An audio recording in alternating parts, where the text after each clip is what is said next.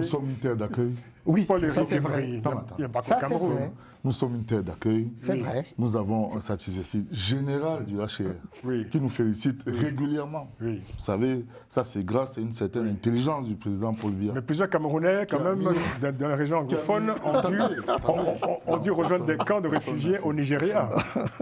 Vous le savez, ça. Pour revenir directement sur Oui. cet aspect du Rwanda, Vous- vous le savez que ce conflit Oui. a généré vraiment des réfugiés dans tous les sens. Oui. Au moment où je vous parle, nous avons encore près de 20 000 Rwandais chez nous. Le Cameroun n'a pas de grande guerre autour de lui. Excusez-moi, le Cameroun n'a pas de grande guerre autour de lui. C'est pas un grand accueillant des réfugiés. Vous savez, le pays africain qui a le plus de réfugiés, si je demandais qu'on le cite, personne ne trouvera, c'est l'Ouganda. 1,7 million de réfugiés. Parce qu'il a à côté le Soudan du Sud, il a le Rwanda à côté, la RDC à côté, etc. 1,7 million de réfugiés, c'est les chiffres du HCR. Je pense que vous Donc, êtes un peu... le Cameroun est dans un havre de paix.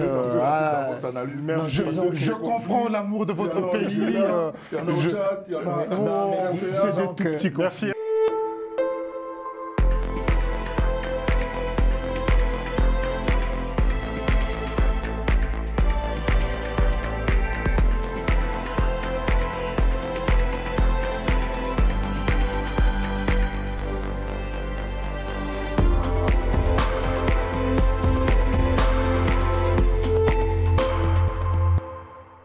On va parler de la proposition du Rwanda d'accueillir sur son sol des migrants expulsés des États-Unis. Hein. Proposition faite à l'administration Clinton au moment où cette dernière tente une médiation entre le Rwanda et la RDC pour mettre fin au conflit en cours dans l'est de la RDC, justement. Alors, l'accord pour l'externalisation des migrants vers Kigali est en cours de négociation entre Washington et Kigali. Un accord vivement critiqué, hein, Alfred, par les organisations humanitaires. Alors, que faut-il penser de cette démarche du Rwanda, qui n'est pas une première en soi, puisqu'il y avait déjà eu cette initiative entre le Rwanda et le Royaume-Uni, hein, et qui a fait long feu depuis. Qu'est-ce qu'il faut penser de cette démarche du Rwanda aujourd'hui auprès de ses interlocuteurs américains? Je pense que Paul Kagame, il est en mauvaise posture aujourd'hui, hein, depuis qu'il a été épinglé sur ce qui se passe à l'est de la RD Congo. Et toutes les condamnations qui s'en sont suivies, que ce soit au niveau des Nations Unies, des États-Unis, de l'Europe, de la France, et qu'ensuite il y a ces accords qui sont en train, économiques, miniers, qui sont en train d'être signés entre les États-Unis et la RD Congo, même s'il y aura l'équivalent pour le Rwanda. Et donc Paul Kagame essaie de redorer un peu son blason terni par justement ces événements-là. Et puis moi j'irai encore un peu plus loin, c'est-à-dire que chercher à avoir des migrants déportés par les États-Unis au Rwanda, après l'échec, le camouflet britannique, ça montre effectivement qu'il est en panique, Paul Kagame. Et d'ailleurs, même si on en revenait au Royaume-Uni, Rishi Sunak avait investi, l'ancien Premier ministre britannique, près de 370 millions d'euros pour construire des équipements. Ils avaient versé au Rwanda. Une partie avait été... 370 millions et Kagame n'a même pas restitué cet argent. Vous voyez? Et donc on est dans... Enfin, une partie a été payée, Kagame demandait évidemment que le reste soit exactement, il débloqué. reste 60 millions, voilà.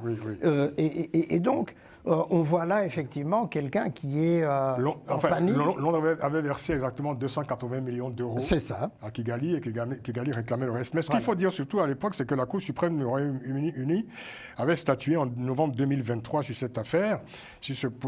Ça devait être un projet de loi d'ailleurs. Qui était donc, il faut dire, fortement contesté devant la justice. Hein.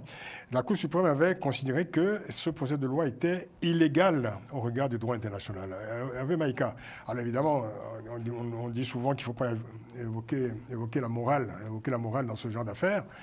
Mais quand même, on voit dans quelles conditions aujourd'hui les migrants aux États-Unis sont expulsés, hein, dans des conditions absolument choquantes, hein, c'est le moins qu'on puisse dire. Et le fait que le Rwanda fasse cette démarche, est-ce que ça nous donne une indication, je dirais, sur la nature même du régime rwandais aujourd'hui, ou sa culture politique?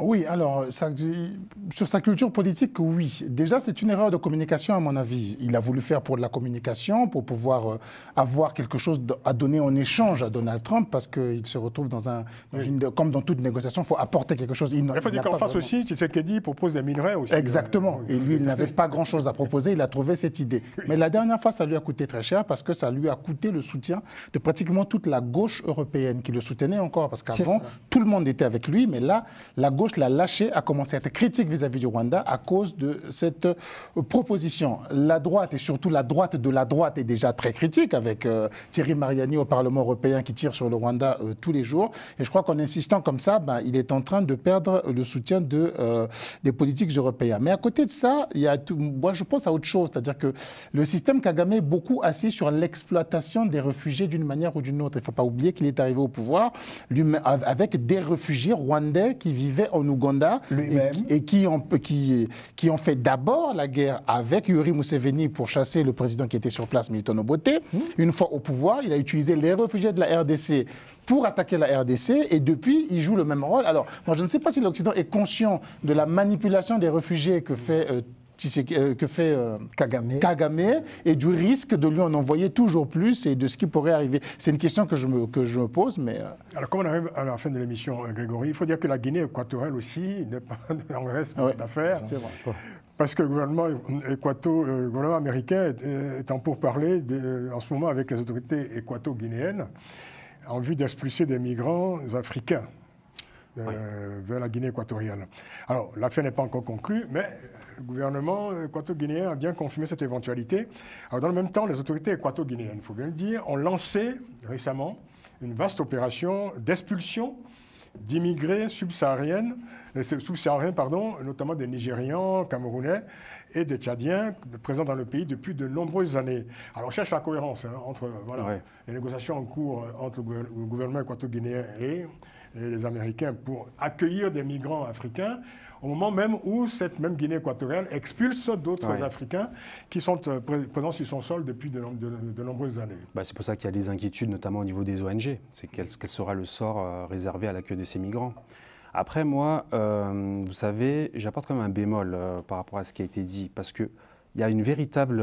vous savez, le Rwanda a toujours été un modèle à différents égards, sur sa politique de tourisme, sur sa politique au niveau environnemental. Et il y a une véritable stratégie au niveau du ministère des Affaires étrangères qui consiste à mettre au cœur de la politique étrangère la question migratoire. On sait qu'en Occident, la question migratoire est un enjeu électoral très important. C'est pour ça que Donald Trump, sur la suite de ses promesses, veut faire ce deal, comme il aime bien employer ces termes-là, avec le Rwanda. Et aussi, donc, le Rwanda sait que en accueillant donc, ces migrants qui sont malheureusement, le mot est dur pour les personnes, parce qu'on parle de personnes humaines, des maux pour les sociétés occidentales, il peut peser dans la balance dans le jeu des relations internationales. Et le Rwanda, notamment, même si on regarde l'histoire, c'est un peu ce qui s'est passé avec la guerre en Syrie en 2011, où Recep Erdogan, on parlait de chantage migratoire, notamment dans les négociations qu'il pouvait avoir avec les pays et l'Union européenne. Donc moi, je pense qu'il y a vraiment une stratégie, même si bien évidemment le Rwanda dit que les deux sujets sont distincts entre ce qui se passe en RD Congo et la question migratoire, mais il y a vraiment une vision qui est apportée par le Rwanda. Après, moi, je m'interroge juste sur le fait que quand même, le Rwanda reste un pays qui est très peuplé au niveau de la densité. On parle de 400 habitants au kilomètre carré, donc, et qui n'arrive pas non plus à résoudre tous les maux de sa société en son sein. Comment va-t-elle faire quand il va recevoir donc, des migrants, notamment en termes d'infrastructures D'autant qu'il y a près de 500 000 Rwandais qui sont toujours réfugiés dans les pays voisins. Oui. C'est ça. Mais parce qu'il y a l'argent. Cette négociation va aboutir pour l'instant. On ne sait pas. Oui, bien sûr. On ne sait pas. Non, mais ce qu'on oublie aussi de dire, c'est que le Rwanda, c'est une dictature. C'est pas une démocratie. C'est l'un des reproches, justement, qu'on fait à ceux qui veulent déporter des gens au Rwanda. Et donc, ça, il faut toujours l'avoir présent à l'esprit. C'est vrai que le gouvernement rwandais ne demande pas l'avis de l'opinion publique. N'est-ce pas? Pour engager ce genre de... Exactement. Tout à fait. Parce que, oui. Démarche sensible quand même, s'il en est. D'accord. Et il en est demain en Guinée équatoriale, où l'opinion proteste vivement. J'aimerais quand même apporter... Là, c'est assez paradoxal quand même en Guinée équatoriale. Oui. J'aimerais apporter une petite note. Oui, ce sera la conclusion de l'émission. Sur ces aspects, vous savez, nous au Cameroun, nous plaçons la dignité humaine au-devant de tout. Et nous travaillons régulièrement avec le HCR. C'est-à-dire que tous ces conflits ont pour aboutissement des camps de réfugiés au Cameroun. Il n'y a pas qu'au Cameroun qu'il y a des camps de réfugiés. Nous sommes une terre d'accueil. Oui, ça c'est vrai. Il n'y a pas qu'au Ça, Cameroun. vrai. Nous sommes une terre d'accueil. C'est vrai. Nous avons un satisfait général du HCR qui nous félicite régulièrement. Oui. Vous savez, ça c'est grâce à une certaine intelligence du président Paul Biya. Mais plusieurs Camerounais, quand même, dans la région anglophone, ont dû rejoindre des camps de réfugiés au Nigeria. Vous le savez, ça? Pour revenir directement sur cet aspect du Rwanda, vous le savez que ce conflit a généré vraiment des réfugiés dans tous les sens. Au moment où je vous parle, nous avons encore près de 20 000 Rwandais chez nous. Et qui vivent en toute autonomie chez nous. Bien sûr. Il n'y a pas que ça. Les conflits au Congo ont apporté leur lot aussi. Nous intégrons tous ces gens-là. Pourquoi vous regardez Hervé quand vous parlez du Congo? Non, ça c'est vrai. Nous n'avons jamais Le Cameroun n'a pas de grande guerre autour de lui. Excusez-moi, le Cameroun n'a pas de grande guerre autour de lui. C'est pas un grand accueillant des réfugiés. Vous savez, le pays africain qui a le plus de réfugiés, si je demandais qu'on le cite, personne ne trouvera, c'est l'Ouganda. 1,7 million de réfugiés. Parce qu'il est à côté, le Soudan du Sud, il a le Rwanda à côté, la RDC à côté, etc. 1,7 million de réfugiés, c'est les chiffres du HCR. Je pense que vous êtes un peu... Le Cameroun est dans un havre de paix. Je comprends l'amour de votre pays. Merci à tous. Merci à tous. C'est la fin de cette émission. Merci beaucoup. Merci à vous, Paul-Éric Emery, d'être venu, délégué à la communication du RDPC, le Rassemblement du peuple camerounais. On vous réinvitera certainement pour faire encore un point d'étape avant les élections, l'élection présidentielle qui sont encore d'octobre prochain. C'est dans 5 mois, vous savez. Merci beaucoup. Merci Hervé Maïka. Merci beaucoup. Merci à vous. Alfred Changolokoko, merci. Merci. Merci Grégory Sileni. Si vous n'allez pas à Madagascar, vous reviendrez la semaine prochaine. Non, je serai là. C'est assez loin quand même. L'émission a été réalisée par Moustapha Kanté avec Romain Clicquot de Menk. Merci à eux. Rendez-vous la semaine prochaine pour une nouvelle édition de Panel Hebdo. D'ici là, prenez grand soin de vous. À très vite.